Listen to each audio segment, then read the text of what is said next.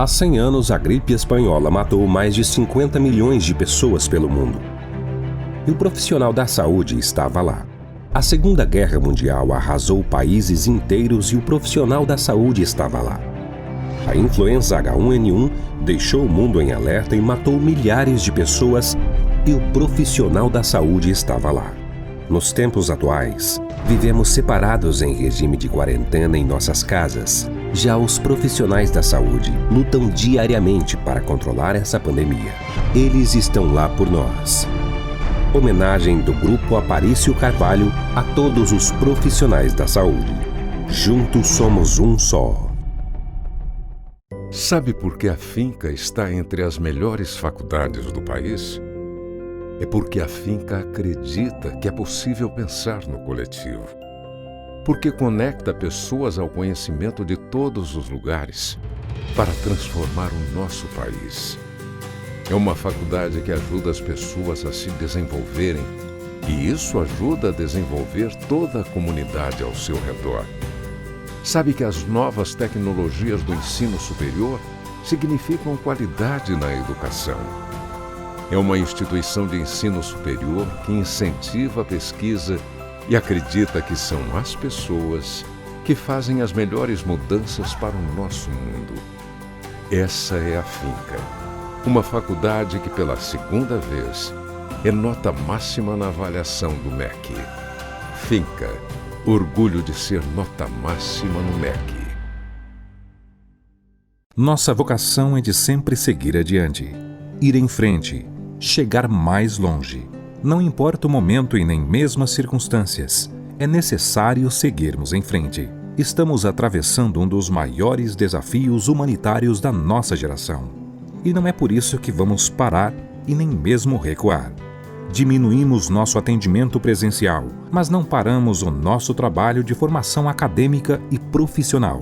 Nossas equipes pedagógicas e técnicas se colocam diariamente à disposição de nossos acadêmicos para tirar qualquer dúvida. Também disponibilizamos conteúdos de qualidade através de nossos ambientes virtuais de aprendizagens.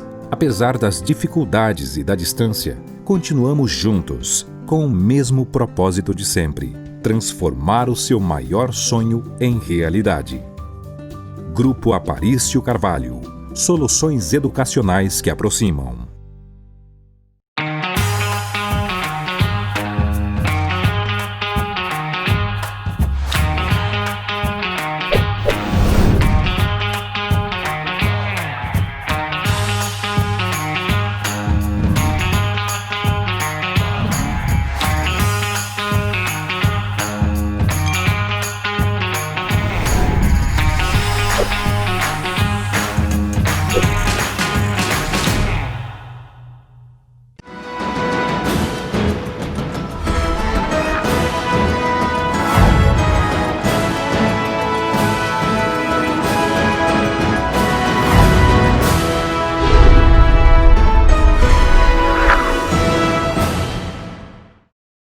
Muito bem, estamos começando mais um programa Sala de Opinião. Desde já agradecendo pela sua audiência, você que estava sintonizado, continue sintonizado aqui com a gente, porque tem muito assunto bom hoje aqui no nosso programa.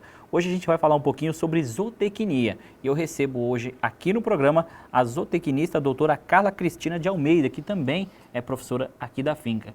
Professora, seja muito bem-vinda novamente aqui ao programa Sala de Opinião. Muito obrigada, eu que agradeço essa oportunidade de interagir não só com vocês, como também com o público. Muito bem. Professora, a senhora estava me falando que é zootecnista, mas também é professora aqui da Finca em 3 cursos, é isso? Sim. Que acontece?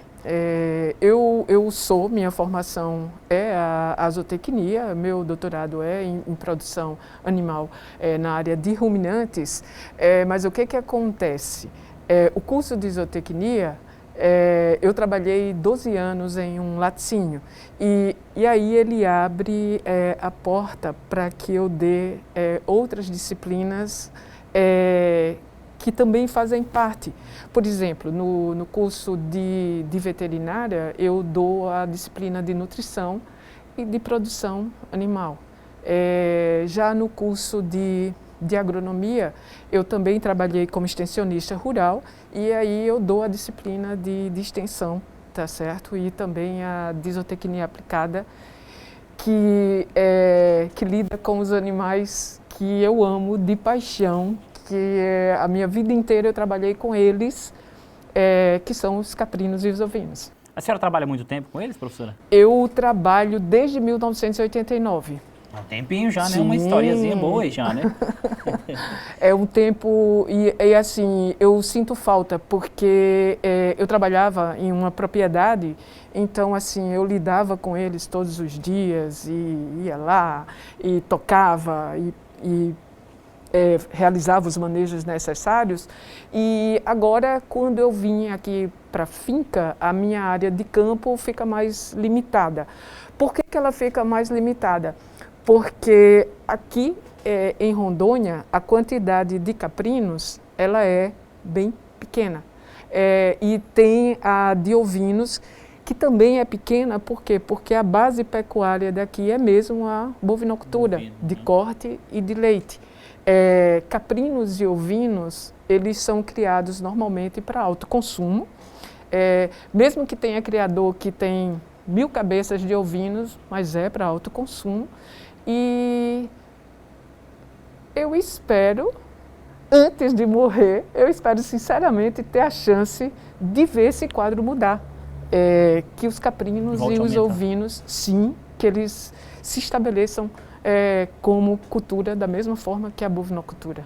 Como a senhora falou, apesar dos caprinos e ovinos não ser produções em larga escala, vamos dizer assim, mas assim, são produções constantes, né? Volta e meia a gente vê pessoas, produtores, pessoas mexendo de fato com esses animais. Apesar de serem produções pequenas, sim, mas assim, são várias pessoas que têm aí a sua produção, às vezes, para benefício próprio, como a senhora falou, né? Sim,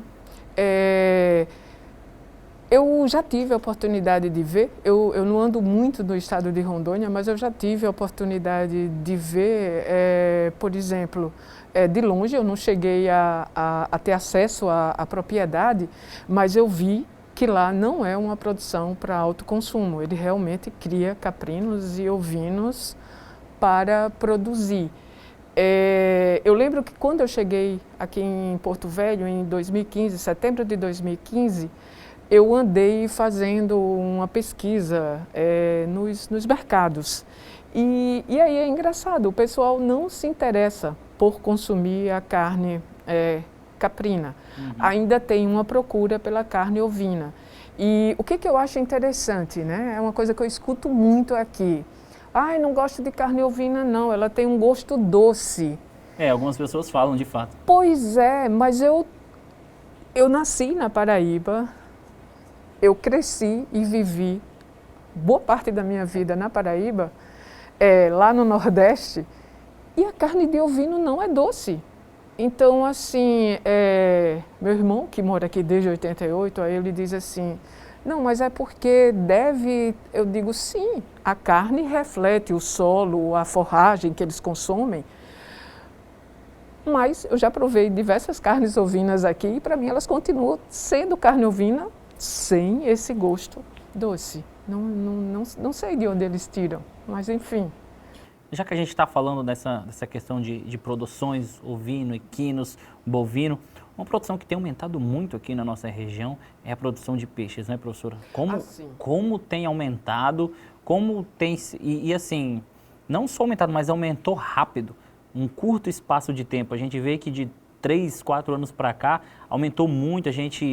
Quem anda para os interiores aí, sabe do que eu estou falando, porque está vendo aí as produções, os lugares onde o pessoal vai lá, faz o buraco, coloca o creme de peixe. Como isso aumentou e aumentou rápido aqui no nosso estado, né? Aumentou e eu creio que ainda vai aumentar bastante. Nós já somos o principal produtor de peixe do Brasil? Assim, quando se fala de tambaqui... De tambaqui, por exemplo. A Rondônia é um carro-chefe, tá certo? E assim, para mim tem tudo a ver com o estado de Rondônia, com a região norte, né?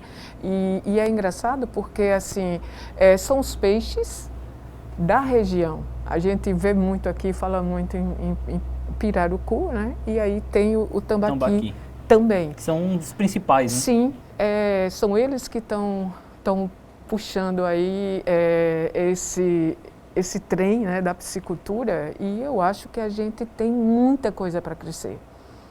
Muito bem.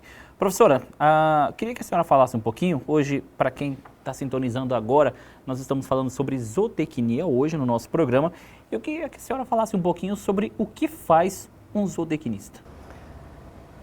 É tão engraçado, ainda hoje, se eu chegar numa loja e eles perguntarem qual é a sua profissão, aí eu faço assim, zootecnista. E aí eles fazem... Ainda fica com o pontinho de interrogação, né? Exatamente. O quê? Aí você diz, zootecnista. E aí eles perguntam assim, né? Mas a senhora trabalha com o quê? Aí eu digo com animais. Então é médica veterinária. Não sou médica veterinária, eu sou zootecnista. Então, assim, veja, eu me formei em 1988. A gente está aqui décadas depois. E as pessoas ainda desconhecem a profissão da zootecnia. Alguns, né? Porque, por outro lado, ela cresce e é uma profissão muito importante, né? Então, assim, é preciso realmente que a gente leve o que é a zootecnia para que as pessoas tenham consciência de como ela é boa e como ela é importante. E só cresce, né, professora? Sim. É tão engraçado. Quando eu penso no estado de Rondônia, obviamente tem vaga para todas as profissões. Mas, assim, eu acho o estado de Rondônia já a cara da zootecnia, né? Como é que eu posso dizer? Ele cresce com a produção agrícola, mas a pecuária aqui ela é muito intensa, muito representativa. E considerando que Rondônia é um estado bem novo, eu creio que ainda vai ter assim muitos graduandos, né, e que vão ver a zootecnia, ver a agronomia, ver a medicina veterinária do ponto de vista de Rondônia, de região norte, de clima amazônico aqui no Brasil. Porque a gente tende a utilizar bastante a zootecnia que é praticada na Europa e nos Estados Unidos. Mas o clima da Europa e o clima dos Estados Unidos é semelhante ao clima da região norte? A gente sabe que não é, né? Exatamente. Então, assim, é preciso que a gente passe a produzir considerando as plantas e os animais e o solo e o clima que a gente tem aqui na região norte, no caso em Rondônia. Então aí não vai ter para ninguém, não vai ter para os Estados Unidos, não vai ter para a Europa, somos nós. É isso daí. Professora, a gente vai fazer um rápido intervalo comercial agora, na sequência voltamos com o nosso programa Sala de Opinião, é bem rapidinho, não sai daí.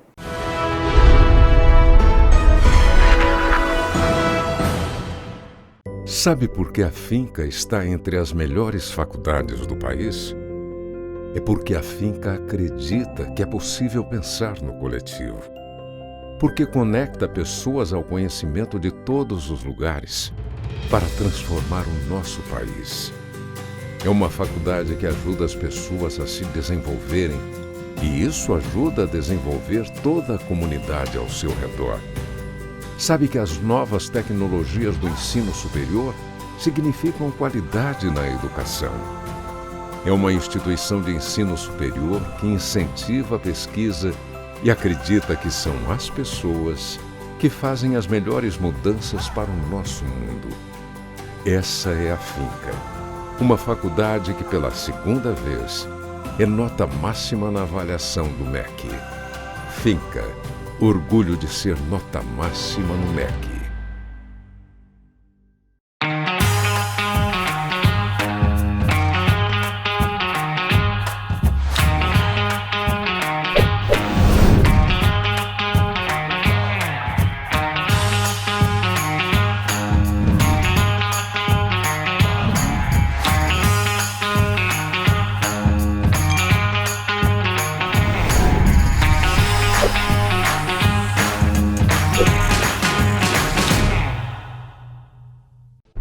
Há 100 anos, a gripe espanhola matou mais de 50 milhões de pessoas pelo mundo.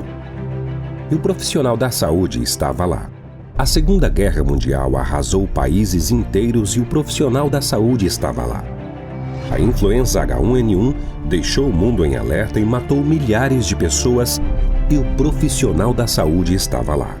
Nos tempos atuais, vivemos separados em regime de quarentena em nossas casas. Já os profissionais da saúde lutam diariamente para controlar essa pandemia. Eles estão lá por nós. Homenagem do Grupo Aparício Carvalho a todos os profissionais da saúde. Juntos somos um só. Nossa vocação é de sempre seguir adiante, ir em frente, chegar mais longe. Não importa o momento e nem mesmo as circunstâncias, é necessário seguirmos em frente. Estamos atravessando um dos maiores desafios humanitários da nossa geração. E não é por isso que vamos parar e nem mesmo recuar. Diminuímos nosso atendimento presencial, mas não paramos o nosso trabalho de formação acadêmica e profissional. Nossas equipes pedagógicas e técnicas se colocam diariamente à disposição de nossos acadêmicos para tirar qualquer dúvida. Também disponibilizamos conteúdos de qualidade através de nossos ambientes virtuais de aprendizagens. Apesar das dificuldades e da distância, continuamos juntos, com o mesmo propósito de sempre: transformar o seu maior sonho em realidade. Grupo Aparício Carvalho. Soluções educacionais que aproximam.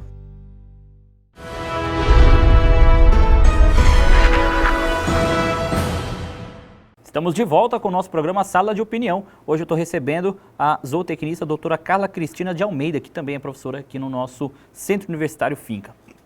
Professora, conversamos no primeiro bloco sobre essa incógnita, sobre esse ponto de interrogação que as pessoas têm quando a senhora fala, por exemplo, que é zootecnista. Ah, mas é a mesma coisa que medicina veterinária? As pessoas confundem. Queria que a senhora falasse a diferença entre a profissão de zootecnista e de medicina veterinária. É muito comum eu estar, sei lá, num salão de beleza ou no supermercado e alguém pergunta, né? Mas é zootecnista e trabalha com o quê? E aí quando eu digo que com animais, aí primeira coisa que eles fazem, né? Ah, já que a senhora trabalha com animais, a senhora poderia me ajudar aqui com as dúvidas que eu tenho sobre os meus cachorros e os meus gatos? E aí eu pergunto, né? É sobre manejo? É sobre nutrição? Não, eu digo, então você realmente vai ter que recorrer a um médico veterinário, né? Então, assim, são duas profissões diferentes, ainda que ambas lidem com os animais, mas as perspectivas são diferentes, né? A zootecnia ela é mais voltada realmente para a nutrição animal, tá certo? Para o melhoramento genético animal e para os manejos de um modo geral. Enquanto que o médico veterinário ele vai estar mais ligado à parte clínica e à parte de reprodução. E ainda que não nos seja permitido mexer com a parte de reprodução, normalmente ela é uma responsabilidade técnica do veterinário, mas não tem como eu trabalhar com caprinos e ovinos, com equinos, com bovinos, e ser uma zootecnista que não olha para o manejo reprodutivo, que tem tudo a ver com a nossa profissão. É verdade. Então, são perspectivas bem diferentes. Como eu trabalhava em uma propriedade, na realidade, eram 4 propriedades do mesmo dono, e aí o que acontece? Eu aprendi que ao longo do tempo, chega um zootecnista, ele olha na visão de um zootecnista. Chega um veterinário, ele já vai fazendo observações exatamente com o que e chega um agrônomo, ele também já vai falando com a parte agronômica da produção. Então, assim, é uma confusão que as pessoas fazem, mas, na realidade, são áreas bem definidas e cada um tem o seu papel. Tem gente que não gosto de veterinário, não gosto de zootecnista. Não, eu acho que quem é bom profissional, ele se estabelece. Então, não tem essa de você... é porque é um zootecnista que não é tão bom, ou é porque você é um médico veterinário que não é tão bom. Não. A gente tem que ter uma visão bem ampla da produção animal. E nela cabemos todos nós. Com toda certeza. Doutora, eu queria perguntar agora para a senhora qual que é o perfil profissional e as atribuições do profissional em zootecnia. Veja, como eu falei, o nosso direcionamento é em cima do melhoramento genético animal, da nutrição animal e dos manejos de um modo geral. Normalmente, nós profissionais da zootecnia, a gente lida com a produção animal. E, por exemplo, as nossas áreas, elas normalmente são direcionadas para produção de ruminantes, produção de não ruminantes, forragicultura. Tá certo? Normalmente essas são as áreas que a gente segue num mestrado, num doutorado, tá certo? E aí a gente tem aqueles zootecnistas que vão ser pesquisadores e aí eles vão trabalhar numa área mais voltada realmente para o trabalho nos laboratórios, sem esquecer o campo, porque senão não vai funcionar. E temos também aqueles que seriam os zootecnistas de campo. Eu me considero uma zootecnista de campo. Eu vivi a minha vida profissional inteira trabalhando com os animais no dia a dia, tá certo? Caprinos e ovinos. A fazenda parecia uma arca de Noé, né? Tinha de tudo. De tudo. E assim, o perfil desse profissional, ele deve abranger, inclusive, culturas que a gente não tem o hábito de consumir aqui. Por exemplo, é muito engraçadinho que tem uma disciplina que eu dou, né, ranicultura, e aí é curioso. Ranicultura. Nome diferente. Pois é, e aí o que acontece? Nós tínhamos dois plantéis, nós tínhamos duas propriedades, uma em Rolim de Moura e outra em Montenegro, que tem um ranário, tá certo? O de Rolim de Moura fechou, mas o de Montenegro continua. Mas eu pergunto assim para os meus alunos, quantas vezes vocês vão ao supermercado e vocês saem de casa dizendo assim, vou comprar coxinhas de rãs para a gente colocar no churrasco? Aí é difícil. Não pensam, exatamente. Então, assim, eu digo, esse é um espaço que está aí para a gente ocupar, juntamente com a piscicultura. Essa questão da rã, eu acho que já foi maior a criação de rãs aqui. Sim. Hoje está bem pequena. Sim. Mas teve um momento aqui, não só aqui nossa capital, mas em outros lugares, que realmente existiam pessoas que realmente cultivavam, criavam as rãs e tudo mais. Mas eu não sei o que foi, se foi a baixa procura, que quem mexia com isso, não, ainda tem, lógico. Sim. Mas muitas pessoas que mexiam com isso, hoje não mexem mais, hoje não criam mais. Então diminuiu muito. Tanto é que é difícil hoje a gente achar pessoas, por exemplo, que criam rãs. Sim. Eu, por exemplo, só tenho conhecimento realmente desse ranário em Montenegro. Então, assim, mas o dono, ele diz que tudo que ele produz é vendido. Então, assim, tá aí o mercado, né? Eu nunca comi, mas quem já comeu e me falou que é muito bom, é uma carne diferente, é nutritiva e diz que é muito, sim, bem gostosa. Ela realmente é gostosa. Como é que eu posso dizer? Tudo que a gente consome e que ninguém sabe direito como é que é, porque nunca provou, né? Tem gosto de quê? De galinha. Então, assim, tem gosto de galinha. Não é um gosto de galinha. É diferente. É um gosto próprio. Professor. Exatamente. Eu acho que nós brasileiros, a gente precisa melhorar essa característica organoléptica. É preciso que a gente veja as diferenças e, sobretudo, que a gente não compare. Porque, por exemplo, eu consumo, vamos supor, uma carne de ovelha. E aí, automaticamente, o que a gente faz? Ao invés de sentir o gosto da carne, do ovino, a gente compara com a do bovino.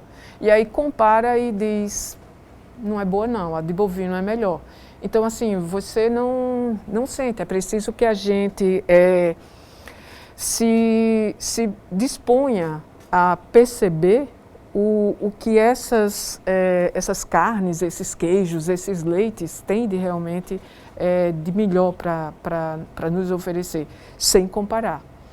Porque quando a gente compara, é cruel. Não é à toa que somos um dos estados com a maior produção bovina do país, que a gente exporta tanta carne, que a gente produz tanto. É lógico, o bovino é o auge. Sim. Mas acho que é como a senhora falou, acho que não adianta comparar. Tem momento para tudo, tem gosto para tudo. Eu acho que às vezes vale a pena você saborear uma carne diferente. E não é comparar, é saborear mesmo, é diversificar o nosso paladar, né, professora? Isso mesmo.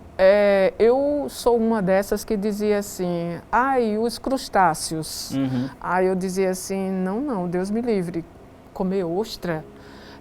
Eu realmente, assim, ignorava. Eu era parecido com sushi. Comida japonesa, comida crua, e não falava, não, aqui hoje como, mas não sobra nada no prato hoje. Pois é preciso que a gente se disponha realmente. Eu tenho umas comidas a gente tem que ser mais mente aberta. Isso, é exatamente isso daí. E aí você vai lá, prova e vê que é muito bom, e aí você diz, então a gente aqui pode ir além do bovino. É porque eu vejo, professora, que além de quem faz a comida, ser um artista, eu acho que comer também é uma forma de você estar ali, você saborear, você experimentar, falar, e saber entender o que você está colocando na boca, o gosto que você está sentindo. Eu acho que vale a pena, não é só colocar na boca e engolir. Tem todo esse processo. Isso, como é que eu posso dizer? Eu acho que nesse ponto, a gente aqui no Brasil, a gente é penalizado pela abundância de comida que nós temos. A gente tem uma abundância cultural aqui, né? Então, a gente acaba ficando meio limitado exatamente por conta... Veja, se a gente tivesse em um outro país que a carne bovina fosse muito cara, seguramente a gente estaria indo para as outras carnes. Mas como a gente tem essa carne bovina em quantidade, em qualidade e em preço, então todo mundo vai para a bovina. Eles não cogitam ir para as outras, a não ser que sejam levados. Então, assim, a gente é um pouco vítima dessa abundância, mas, assim, realmente é preciso. Eu tenho muita consciência disso, de que há necessidade de que a gente desenvolva esse paladar para que a gente aproveite. Tudo bem, são, como que eu posso dizer, do mesmo jeito que eu considero os Estados Unidos, assim, como que eu posso dizer, um invasor cultural, vamos dizer assim. A Europa também faz isso, né? Mas a Europa, ela tem umas características que eu simpatizo, que é exatamente de valorizar o que é local. Então, assim, por exemplo, castanha do Pará, que agora chama-se castanha do Brasil, né? Mas confesso que eu acho inadequado. Eu acho que deveria ser, então, pelo menos, castanha do Norte, porque lá no Nordeste a gente não tem castanha do Pará. Mas, vejam, se é de um determinado local, de uma determinada região, então eles já têm um preço diferenciado. Por quê? Porque eles estão querendo ajudar não só o produto, mas como o produtor que está ali por trás. Então, assim, eu acho isso simpático, mais simpático do que você pensar apenas em produção. A zootecnia, como qualquer coisa, ela tem as virtudes e tem os defeitos, né? Então, assim, a zootecnia brasileira, ela é muito voltada ou para a zootecnia praticada, pesquisada e posta em prática pelos Estados Unidos, que tem muita coisa boa. em cima da zootecnia, ou então da Europa, tá certo? E aí o que acontece? Como que a gente vai copiar sem adaptar, o que está sendo feito aqui no Brasil, né? Não tem como a gente, se eu produzir Tucumã lá na França, vai ter gosto de Tucumã, mas seguramente vai ter um gosto diferenciado, porque Tucumã é daqui do Brasil. É verdade. Então, assim, eu acho que a gente ainda não aprendeu a valorizar o que é nosso, e eu acho que é muito importante. Eu tenho certeza que a zootecnia, inclusive, tem um papel muito grande e muito bonito a fazer, não só com os animais nativos brasileiros, como também com as plantas que são nativas. A gente seguramente não tem ideia, eu acho que nem de 50% das plantas. De tudo que a gente tem. Sim, aqui da região amazônica. Então, e dos animais também. Então, assim, quando eu penso na zootecnia, eu penso numa zootecnia com responsabilidade e que vai exatamente trabalhar essas plantas, esses animais, esses recursos biológicos que são da região norte, que são daqui. Eu acho que a gente tem que valorizar e tem que abrir essa perspectiva. Com toda certeza. Professora, nós vamos fazer um rápido intervalo agora. Na sequência, voltamos com o nosso programa Sala de Opinião, que estamos falando sobre zootecnia. O intervalo é bem rapidinho, não sai daí.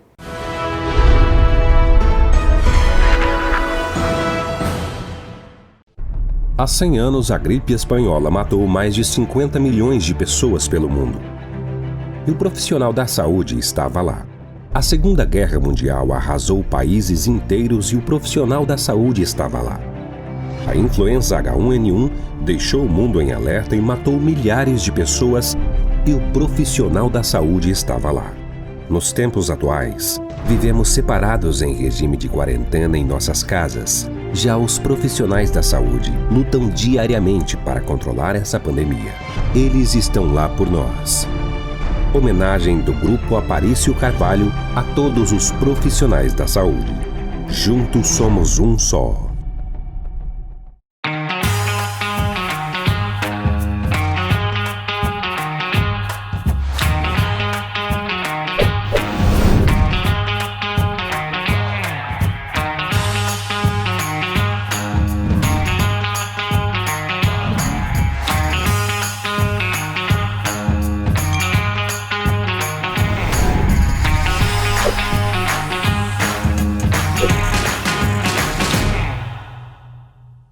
Sabe por que a finca está entre as melhores faculdades do país?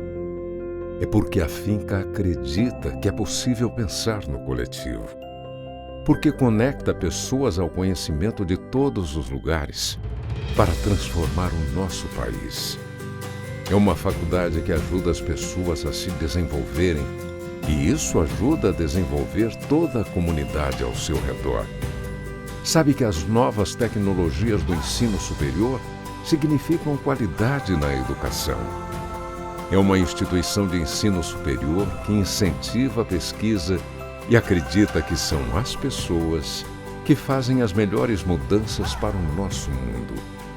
Essa é a Finca, uma faculdade que pela segunda vez é nota máxima na avaliação do MEC. Finca. Orgulho de ser nota máxima no MEC.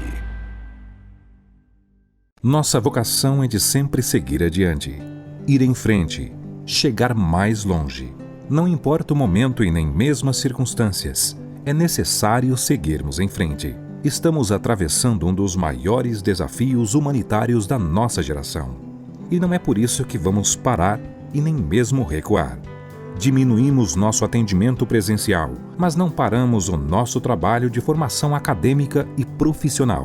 Nossas equipes pedagógicas e técnicas se colocam diariamente à disposição de nossos acadêmicos para tirar qualquer dúvida. Também disponibilizamos conteúdos de qualidade através de nossos ambientes virtuais de aprendizagens. Apesar das dificuldades e da distância, continuamos juntos, com o mesmo propósito de sempre: transformar o seu maior sonho em realidade.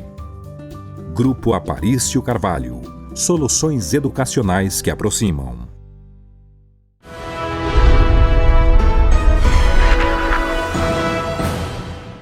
Muito bem, estamos de volta com o nosso programa Sala de Opinião. Hoje eu estou tendo o prazer de receber aqui no nosso programa a zootecnista a doutora Carla Cristina de Almeida, que também é professora aqui no Centro Universitário Aparício Carvalho.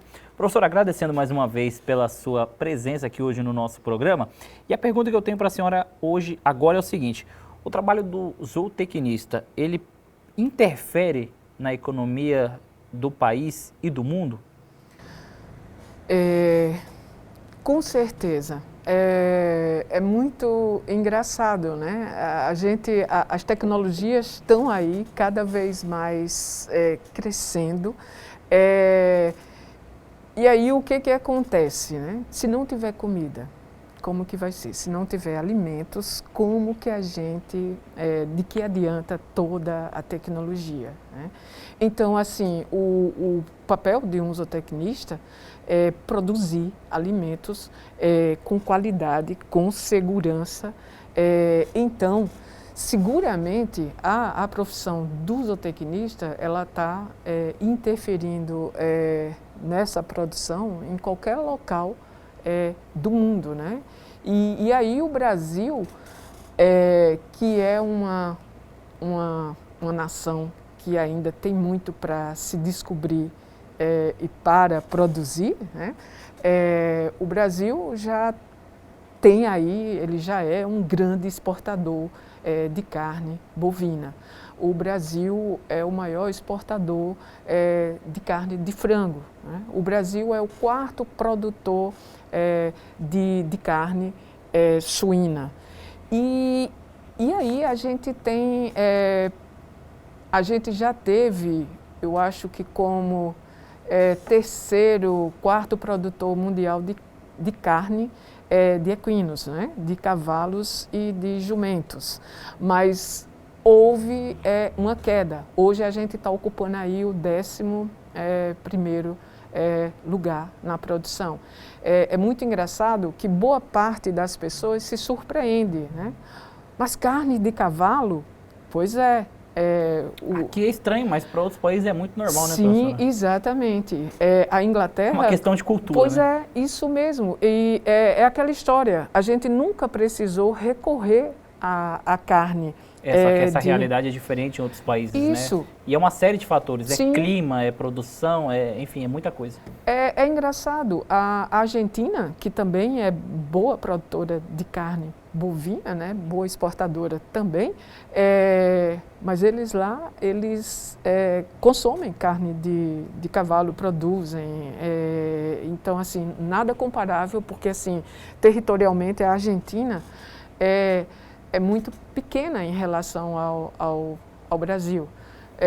Parece um estado brasileiro. Sim, com certeza. Né? O que não impede da gente importar trigo de lá até verdade. hoje, né? Aí tem muito que ver com a variedade de trigo e o clima temperado que lá tem, e aqui a gente só tem praticamente na região sul. Então, assim, quando a gente fala de animais e de plantas, a gente não tem como desconsiderar o clima. Eu vou dar um exemplo, a suinocultura. A produção de suínos aqui em Rondônia. Segundo os dados do IBGE, eu acredito que da última pesquisa municipal houve uma queda em torno de 39% dessa produção de suínos. E aí a gente vai olhar, quem são os grandes produtores de suíno aqui no Brasil? Santa Catarina. Olha o clima, é parecido com o nosso? Então, não, lá tem um clima diferente. Exatamente. Então, se eu quero criar suínos aqui, eu vou ter que pensar em quê? em modificar o ambiente. Por quê? Porque ele foi uma máquina tão trabalhada do ponto de vista genético, nutricional, de manejo, que se eu for trazer aqui para Porto Velho, eu vou ter que artificializar bastante. E aí eu não vou conseguir competir com o suíno produzido em outra área. Por quê? Porque eles não tiveram que artificializar tanto. Então, assim, sempre que a gente fala em produção animal, produção agronômica, a gente tem que tomar como referência o nosso clima, o nosso ambiente, o nosso solo. Eu, como nordestina, a gente lá, né, a nordestina da seca. Então, assim, o que acontece? Lá chove muito pouco. Como chove muito pouco, o solo é bem rico em nutrientes. Aí você vem aqui para Rondônia, né? Aí aqui é o oposto. Aqui você tem, em média, 2.200 milímetros por ano. E aí, como é que fica o solo? Lixiviado, tá certo? Por quê? Porque com 2.200 milímetros de chuva por ano, a chuva passa e lixivia os nutrientes que tem no solo.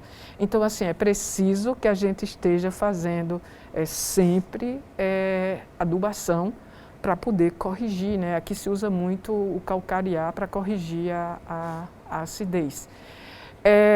Então, eu tenho um paladar um pouco pervertido, vamos dizer assim. Então, mas eu tinha um conhecido que já faleceu e quando ele chegava na fazenda, ele tomava leite e ele dizia assim, as vacas estão soltas no pasto. Não, as vacas estão comendo na cocheira. Só de saborear o leite? Exatamente, porque ele percebia o gosto no leite. Eu não tenho esse nível de é um nível bem elevado esse daí. Pois é, eu consumo e digo assim, tá bom, tá ruim, tá certo, mas eu não consigo fazer essa avaliação. Mas é exatamente isso. Eu fui fazer um curso sobre conservação de recursos genéticos animais, eu fui para a Espanha e era muito engraçadinho que a gente comia toda vez no almoço e eu disse assim, nossa, mas por que eu estou comendo essa carne de porco que ela é tão sem gosto? Aí um espanhol conhecido nosso disse assim, mas não é porco. Não, desculpa, frango. Eu falei que era uma carne de frango sem gosto. Aí ele disse, mas não é frango, é porco. Eu disse, nossa, mas carne suína é a carne que eu acho mais deliciosa. Aí ele disse assim, é porque são criados em granjas. Então, o que você consome deve ser criado solto e ter um gosto realmente melhor. Esse é um comentário que eu acho interessante, que a gente não encontra muito aqui no Brasil. Tá certo?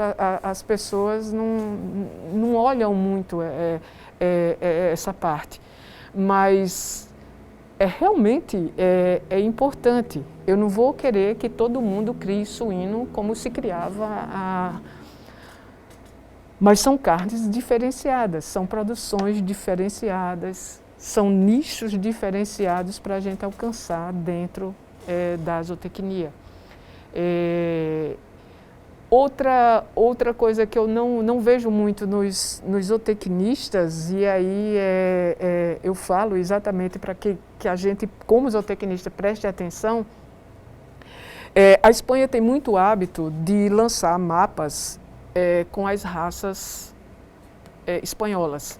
Então a gente estava num evento desses e uma companheira zootecnista que estava fazendo o curso comigo, ela disse assim, nossa, que ovelha feia, né?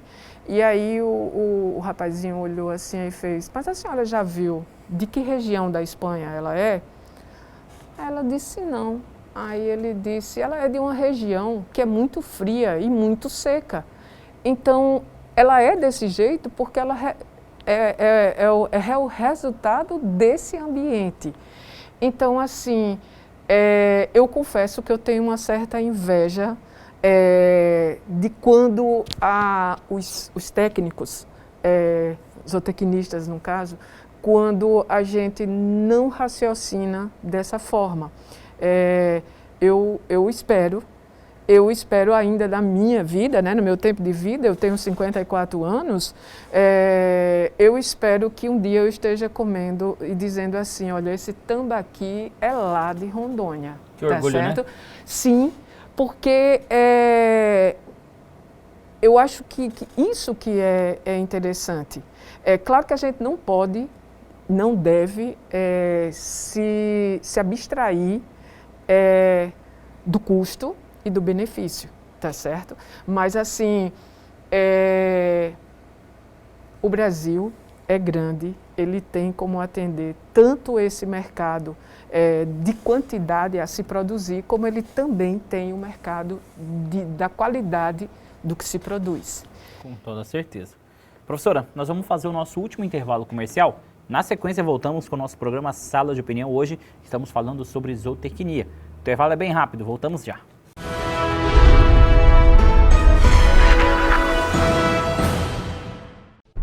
Há 100 anos, a gripe espanhola matou mais de 50 milhões de pessoas pelo mundo. E o profissional da saúde estava lá. A Segunda Guerra Mundial arrasou países inteiros e o profissional da saúde estava lá. A influenza H1N1 deixou o mundo em alerta e matou milhares de pessoas e o profissional da saúde estava lá. Nos tempos atuais, vivemos separados em regime de quarentena em nossas casas. Já os profissionais da saúde lutam diariamente para controlar essa pandemia. Eles estão lá por nós. Homenagem do Grupo Aparício Carvalho a todos os profissionais da saúde. Juntos somos um só.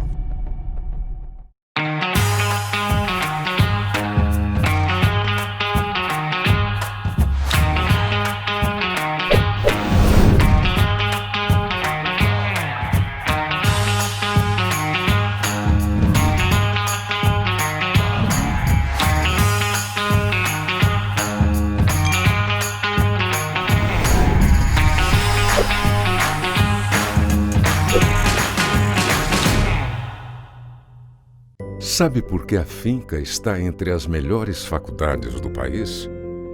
É porque a finca acredita que é possível pensar no coletivo.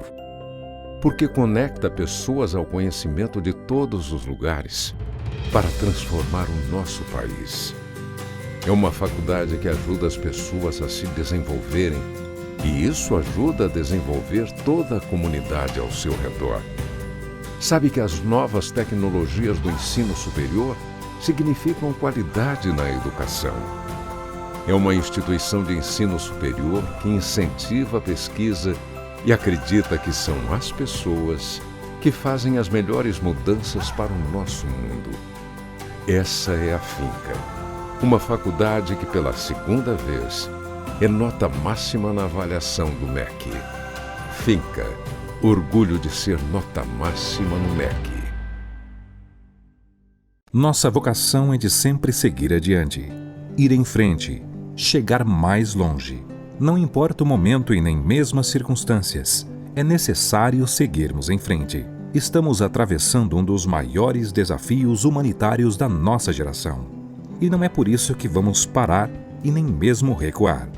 Diminuímos nosso atendimento presencial, mas não paramos o nosso trabalho de formação acadêmica e profissional. Nossas equipes pedagógicas e técnicas se colocam diariamente à disposição de nossos acadêmicos para tirar qualquer dúvida. Também disponibilizamos conteúdos de qualidade através de nossos ambientes virtuais de aprendizagens. Apesar das dificuldades e da distância, continuamos juntos, com o mesmo propósito de sempre: transformar o seu maior sonho em realidade. Grupo Aparício Carvalho. Soluções educacionais que aproximam.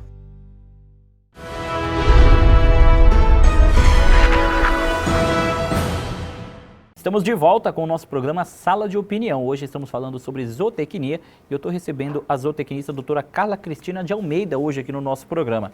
Professora, no bloco passado a senhora falou bastante sobre situações agrônomas, né? E aí é que vem uma pergunta interessante, e eu não sei se todo mundo sabe, mas agronomia e zootecnia, apesar de serem profissões que andam lado a lado, mas são distintas, cada uma tem o seu a fazer, são diferentes, né? Assim, enquanto uma tem como como tema a produção animal, a outra tem como tema a produção vegetal. E aí, onde é que elas se encaixam, né? O que acontece? Os animais, eles precisam consumir, sobretudo se a gente estiver falando, aliás, se está falando de animais ruminantes, como é o caso dos bovinos, dos caprinos, dos ovinos, tem outros também, mas eles precisam de forragem. E aí a gente entra, no caso, na agronomia, né? Tá certo? Mas eu vou só dizer para vocês, eu entrei no curso de zootecnia em 83 e me formei em 1988. Dos professores que eu tive, nenhum era zootecnista. 90% eram agrônomos e uns 10% eram médicos veterinários. E aí, como que eu posso dizer? Isso tem uma influência no zootecnista? Com certeza, tá certo? Sempre vai ter uma visão diferenciada. Seria mais ou menos como você colocar um zootecnista para dar aula no curso de biologia. Eu penso em produzir, o biólogo pensa em preservar. Então, assim, são coisas diferentes, né? A agronomia, como é que eu posso dizer? Ainda que ela tenha sido o primeiro, né? Aí ao longo do tempo, a veterinária saiu da agronomia, a zootecnia saiu da agronomia e da veterinária, mas são áreas bem diferenciadas realmente. Ainda que durante muito tempo os agrônomos pudessem atuar como zootecnista. Eles se formavam em agronomia e se especializavam na zootecnia. Tem um monte, tá certo? E é deles que a gente vem, tá certo? Como é que eu posso dizer? São áreas distintas, mas acaba interligando. Como que eu posso dizer?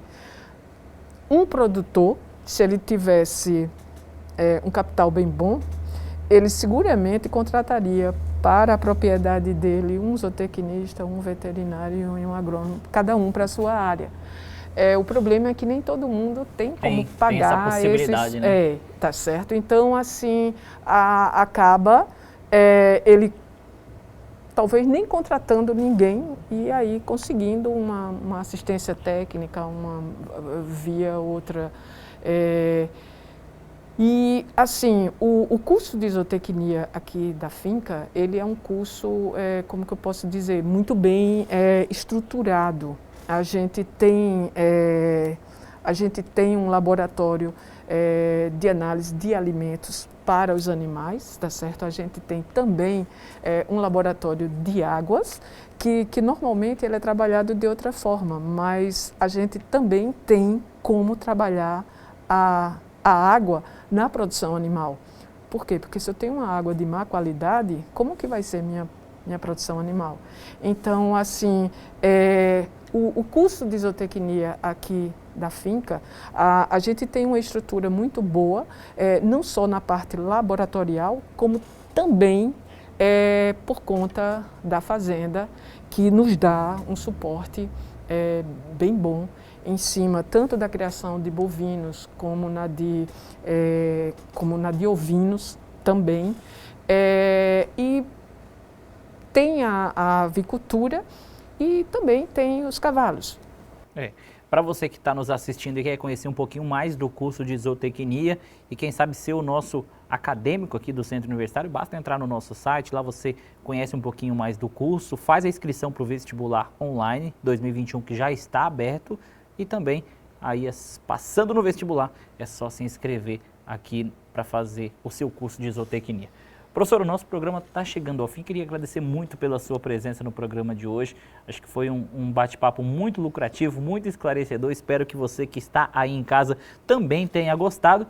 E só agradecer, professora. Muito obrigado por ter vindo hoje aqui conversar com a gente um pouquinho. De novo, eu que agradeço a vocês por essa oportunidade e eu espero que pelo menos eu tenha conseguido chamar a atenção das pessoas para a profissão de zootecnista. É tudo que eu sei fazer na minha vida, é ser zootecnista. Muito bem. Obrigado novamente, professora, e obrigado você pela sua audiência. A gente se vê no nosso próximo programa. Até lá!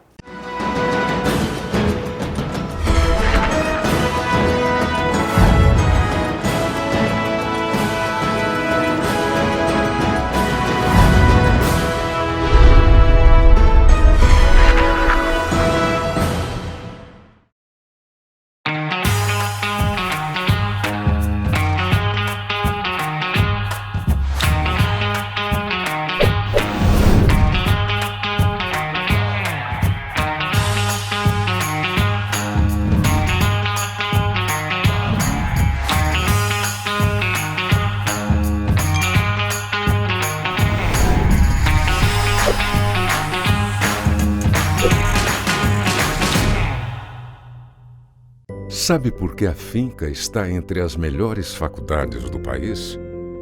É porque a finca acredita que é possível pensar no coletivo. Porque conecta pessoas ao conhecimento de todos os lugares para transformar o nosso país. É uma faculdade que ajuda as pessoas a se desenvolverem e isso ajuda a desenvolver toda a comunidade ao seu redor. Sabe que as novas tecnologias do ensino superior significam qualidade na educação. É uma instituição de ensino superior que incentiva a pesquisa e acredita que são as pessoas que fazem as melhores mudanças para o nosso mundo. Essa é a finca, uma faculdade que pela segunda vez é nota máxima na avaliação do MEC. Finca. Orgulho de ser nota máxima no MEC. Há 100 anos, a gripe espanhola matou mais de 50 milhões de pessoas pelo mundo. E o profissional da saúde estava lá. A Segunda Guerra Mundial arrasou países inteiros e o profissional da saúde estava lá. A influenza H1N1 deixou o mundo em alerta e matou milhares de pessoas e o profissional da saúde estava lá. Nos tempos atuais, vivemos separados em regime de quarentena em nossas casas. Já os profissionais da saúde lutam diariamente para controlar essa pandemia. Eles estão lá por nós. Homenagem do Grupo Aparício Carvalho a todos os profissionais da saúde. Juntos somos um só. Nossa vocação é de sempre seguir adiante, ir em frente, chegar mais longe. Não importa o momento e nem mesmo as circunstâncias, é necessário seguirmos em frente. Estamos atravessando um dos maiores desafios humanitários da nossa geração. E não é por isso que vamos parar e nem mesmo recuar. Diminuímos nosso atendimento presencial, mas não paramos o nosso trabalho de formação acadêmica e profissional. Nossas equipes pedagógicas e técnicas se colocam diariamente à disposição de nossos acadêmicos para tirar qualquer dúvida. Também disponibilizamos conteúdos de qualidade através de nossos ambientes virtuais de aprendizagens. Apesar das dificuldades e da distância, continuamos juntos, com o mesmo propósito de sempre: transformar o seu maior sonho em realidade. Grupo Aparício Carvalho. Soluções educacionais que aproximam.